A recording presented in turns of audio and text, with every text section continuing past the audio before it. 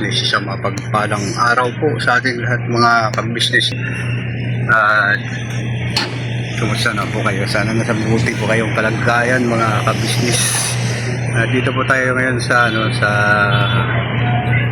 market sa may bigas po mga ka-business.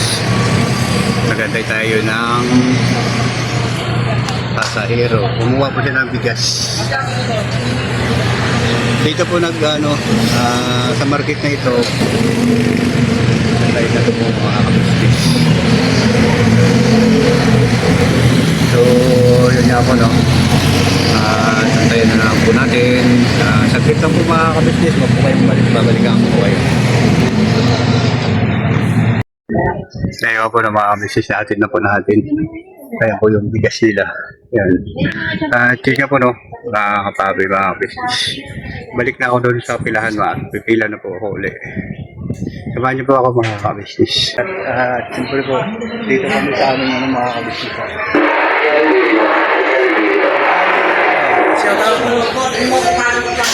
Kita mo lang. Siya po si Lebron James. Lebron James lang po namin mga hindi po lang. Sobrang init po mga ka-business dito sa kanyon namin. At yun ang kalagayan ng namin.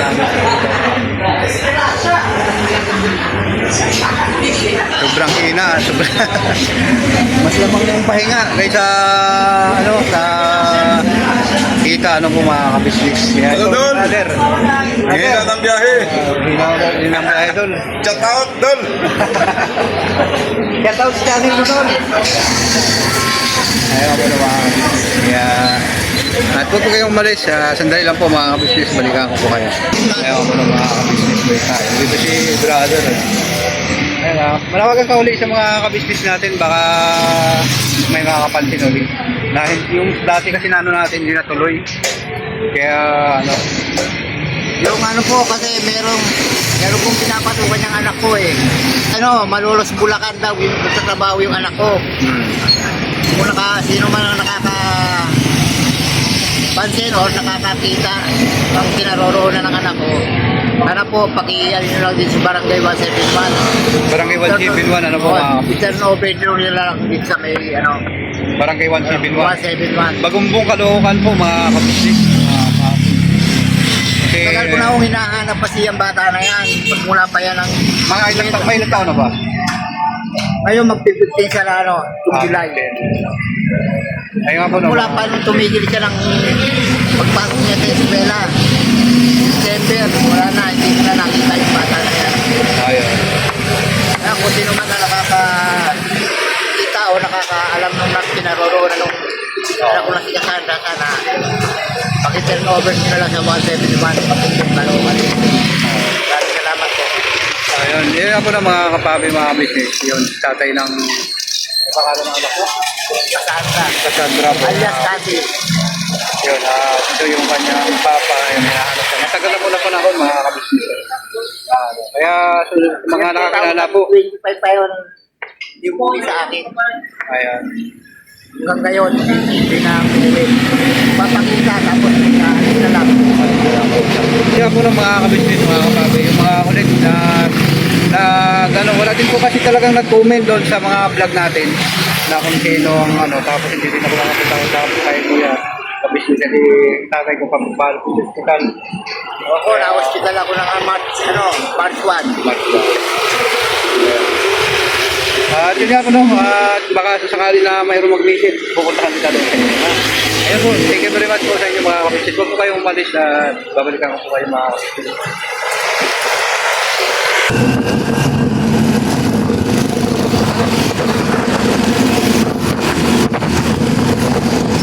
Balik po tayo. Dito po ako ngayon mga ka-business. Bumababa ko sa tatay kasi pinunta ko po yung yung sidecar na nabili ko po yung sidecar. Tapos yung motor po mga ka-business, nakabili na rin tayo ng bagong motor na brand new na motor. Kasi yung pinapamasada ko yung mga ka-business, hindi naman yun sa akin. Tapos yung binigay pala ni kuya na motor sa akin. Hiniram ng anak ko.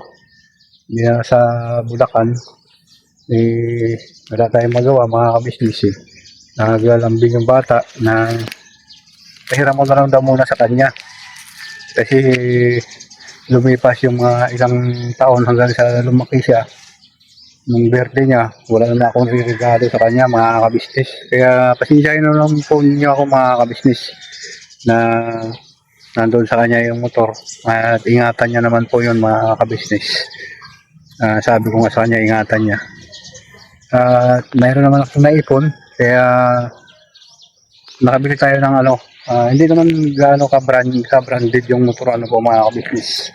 Pero nakabili na rin kahit paano, tsaka sidecar.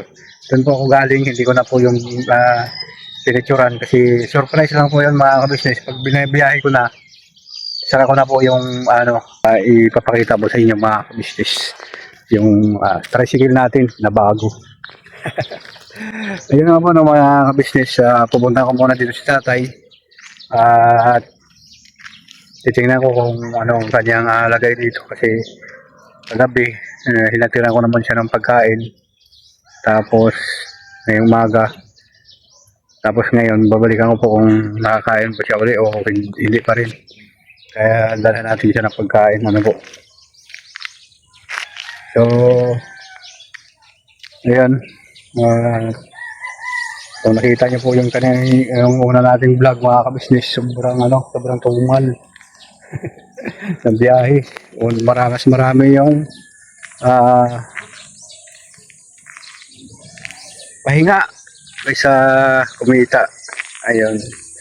At siyempre, yung hindi tayo nakapunta sa kanila ni Kuya, kabisnes.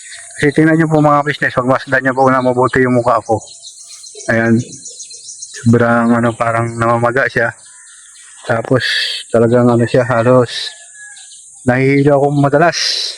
Yun, kaya matagal po tayo na hindi nakapag-upload mga kabisnes. Ngayon, tawa ng Panginoon na nagpakonsulta at may mga gamot tayo na iniinom. Kaya medyo umuki yung lagay. Kaya ngayon, nakakabiyahe muli. Yan po. At yun nga, nung nakaraan pa na sabi ko po sa inyo na sana yung papakita ko sa inyo yung yung sitwasyon na hindi po ako makapag-upload kasi sobrang sama talaga, pero hindi ko na po ginawa mga kabisnes kasi parang hindi magandang talagang pakiramdam. Naduduling po ako mga kabisnes. Yan. Tapos mamaya CR. Hindi ko po alam kung bakit. Kaya yun nga, pag makapunta ako sa Kuya kabisnes, isasabi ko sa kanya yung aking naramdaman kaya kung hindi ako nakakapunta doon sa kanila. Po. Kaya samahan niyo po ako mga kapapi, mga kabisnes, pupunta po ako sa tatay. Ayan. So, saglit lang po, huwag po kayong malis. Babalikan ko po kayo mga kabisnes. Yung ako na mga kabisnes, dito na tayo. Si tatay. Ako ba siya? Tatay. Ayan po na mga kabisnes. Kumain ka na? Oo. Wow, mga tagbot-tagbot ko. Yan. Ginagawa nila.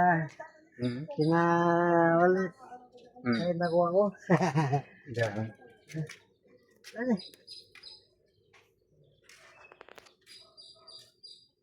Kuya. Yan.